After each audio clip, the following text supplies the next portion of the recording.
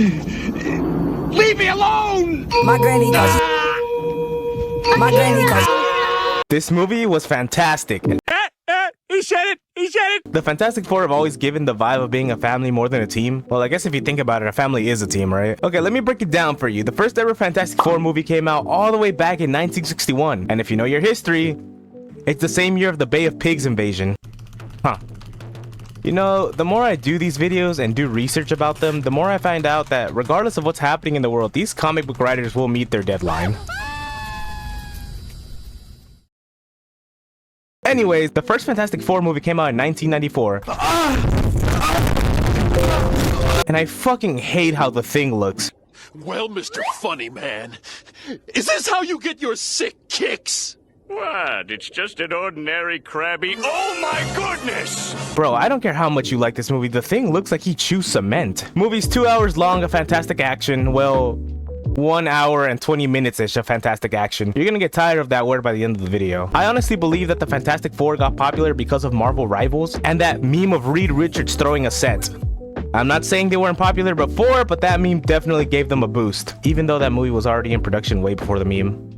But I digress. Loved Pedro Pascal as Mr. Fantastic. At first I was put off because I couldn't see Pedro Pascal playing a character like Reed Richards, but he shut me the fuck up on how fantastic he played his part. I know the main characters are supposed to be the entire group, but let's be honest, it's the Mr. Fantastic movie. A story of battling emotion and intelligence, because those two usually don't mix well. This is how the movie goes down. Sue is pregnant and Reed's scared his baby's gonna be born a freak of nature. Remember this will be important later. Shalabal, the Silver Surfer, came down to warn Earth to get their affairs in check before Galactus eats their planet. Galactica! Please stay on our planet!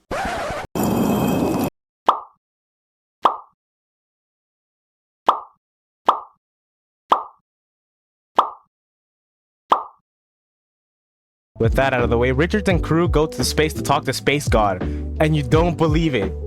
The Space God couldn't give two shits about the human race, but he did say that he would spare Earth if Reed gave up his kid. And to no one's surprise, he said, oh, and Reed's worst fears were true because Galactus wants the kid to, I believe, essentially replace him since he quoted the brat's hunger is greater than mine or something. That's the main plot point. It was kind of odd not seeing Johnny Storm harassing every woman he saw, and even stranger when he fell for the Silver Surfer, but Joseph Quinn did his job and I like this Johnny. And here's the thing. I love the Thing. He's so nonchalant and knows how to cook. Thank you, Ebon Moss. I don't know how to say that. Vanessa Kirby was also solid, perfectly playing the role as a partner and wife and the struggles of trying to be both.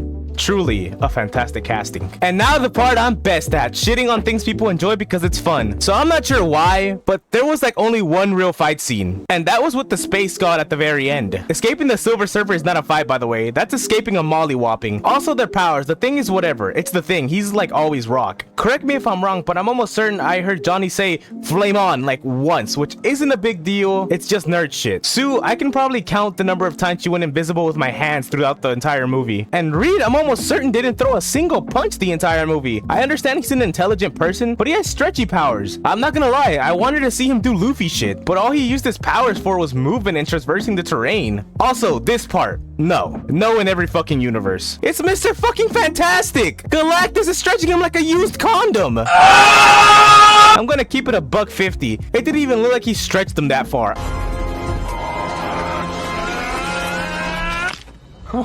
I can guarantee you that if I got stretched that far, I'd be fine. Because ain't no way that's his max stretch. Also, in almost every version of Reed, he's always all over the place. I don't know how to explain it. He's always like all stretchy. Sometimes his neck's really long, or sometimes he stretches really far to write something. I'm not explaining it very well, but the best I can compare it to is like when Flint and Lockwood's all fucking spazzy and jumpy. The movie dips as soon as that kid is born, because now Galactus wants the brat. And when they get back to Earth after attempting huge quotations on attempting to negotiate with Galactus. Of course, if you tell others, oh, all I have to do is give up my only son and we're saved, they're going to tell you to just give him up. I mean, it's 1 for 8 billion.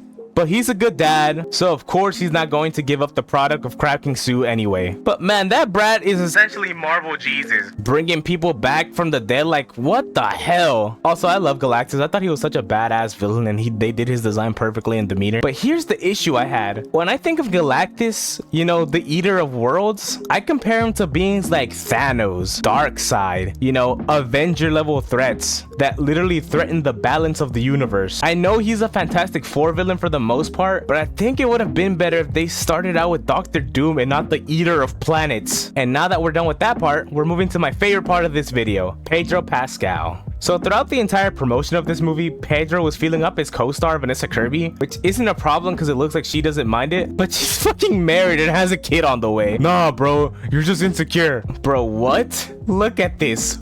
Somebody's watching me. It's my anxiety.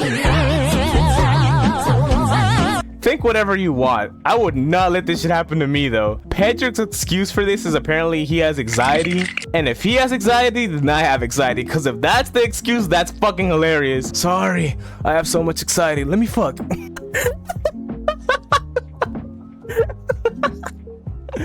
Oh, what the fuck. The movie was great. It did way better than the other movies. It got a little unstable at the end, but nothing unwatchable. And I'm 100% excited for Doctor Doom, who's coming out later. With all that being said, Galactus, shut up!